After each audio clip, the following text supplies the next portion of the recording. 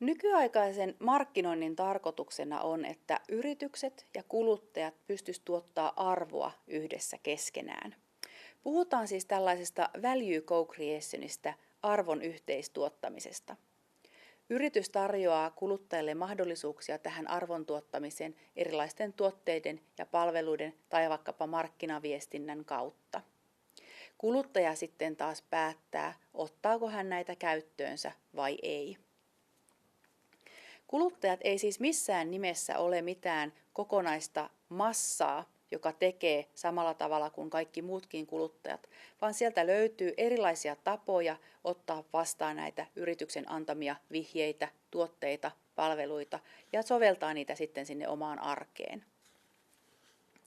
Tästä syystä kuluttajien ja muiden loppukäyttäjien ymmärtäminen on yrityksille erityisen tärkeää. Meidän täytyy ymmärtää, että kuluttajia on erilaisia ja samakin tuote tai palvelu voi tuottaa arvoa eri tavalla eri asiakkaille.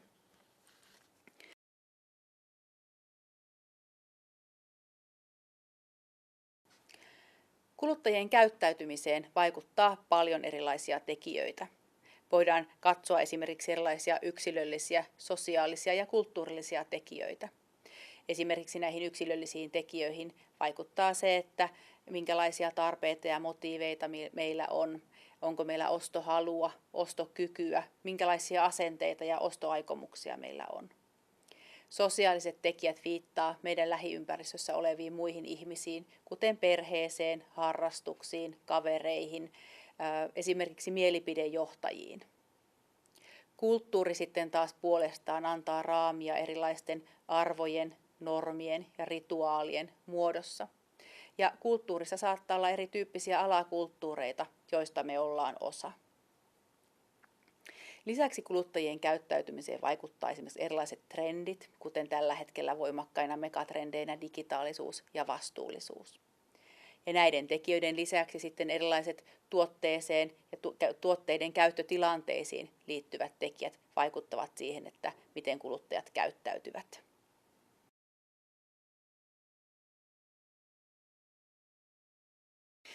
Nykypäivänä kuluttajat ottaa myös paljon erilaisia toimijuuksia ja rooleja markkinoilla. Osa kuluttajista voi olla hyvinkin passiivisia ja oikeastaan ottaa kaiken sen vastaan, mitä yritykset tarjoaa, mutta sitten osa kuluttajista voi olla aika aktiivisiakin ja pyrkivät jopa muokkaamaan markkinoita.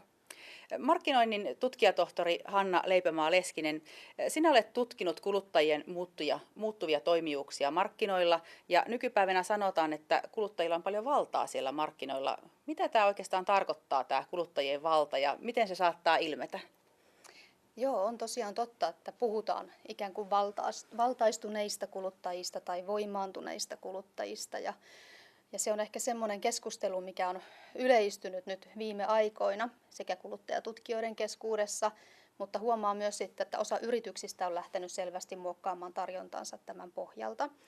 Ja tämä kuluttajien valtaistuminen ei ehkä perinteisessä mielessä tarkoita valtaa sillä tavalla, että kuluttajalla olisi ainoana toimijana valtaa siellä markkinoilla, vaan enemmänkin niin, että kuluttajan ja tuottajien roolit ja rajat hämärtyy. Eli kuluttajastakin puhutaan niin sanottuina kuluttajatuottajina, prosumereina. Ja tämä voi näyttäytyä erilaisilla tavoilla, eli kuluttaja voi osallistua tuotekehitykseen ja osa yrityksistä aktiivisesti tarjoakin alustoja ja mahdollisuuksia olla mukana tuotekehityksessä ja puhutaan brändiyhteisöjen kehittämisestä varsinkin. Eli nimenomaan tavoitellaan niitä aktiivisia kuluttajia ikään kuin sen tuotteen tai brändin faneja jopa. Jossakin tapauksissa ne yrityksen tuotteelle tarjoamat merkitykset saattaa kääntyä vastaankin sitä yrityksen alkuperäistä ideaa, eli nämä aktiiviset kuluttajat saattaakin lähteä kehittämään vastakkaisia merkityksiä sille jollekin tuotteelle tai brändille. Monesti nämä on aika tunnettuja isoja brändejä, joita lähdetään vastustamaan. Esimerkiksi Nike-brändin ympärille on kehittynyt tämmöinen vastustamisen yhteisö. Eli, siinä mielessä yrityksen kannattaa olla kiinnostunut sekä niistä oman tuotteen kannattajista että niistä vastustajista, koska sieltä vastustajien joukosta saattaa löytyä jotakin sellaista, joka auttaa kehittämään sitä omaa tarjoamaa, sitä tuotetta tai brändiä. No sen lisäksi, että kuluttajat voi kehittää merkityksiä ja uusia käyttömahdollisuuksia myös sitten näille tuotteille, eli hyvinkin konkreettisia tapoja käyttää uusilla tavoilla jotakin olemassa olevaa tuotetta. Nämä Ikean siniset kassit on aika kiva esimerkki siitä, että kuluttajat nimenomaan on keksinyt uusia käyttötapoja. Nyt sitten osa yrityksistäkin on lähtenyt reagoimaan siihen ja hekin sitten keksii uusia tapoja, eli kuluttajat voi oikeasti olla vaikuttamassa. No sen lisäksi vielä, että tuotteille keksitään uusia käyttömahdollisuuksia, merkitykset muokkautuvat, niin kuluttajat voi olla mukana myös käynnistämässä ihan uusia liiketoimintamalleja.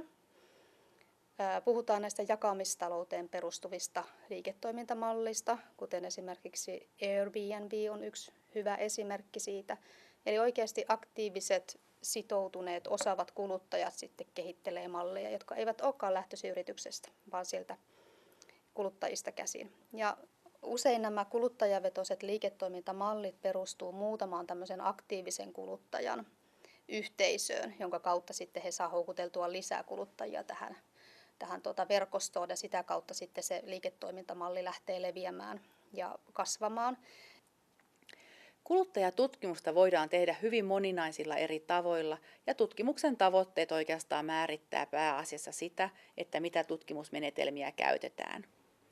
Kuitenkin yritysten on oleellista ymmärtää kuluttajien käyttäytymistä, jotta he voivat sitten parhaalla mahdollisella tavalla käyttää niitä omia tuotteita ja palveluita sen arvontuotannon lähteenä näille kuluttajille.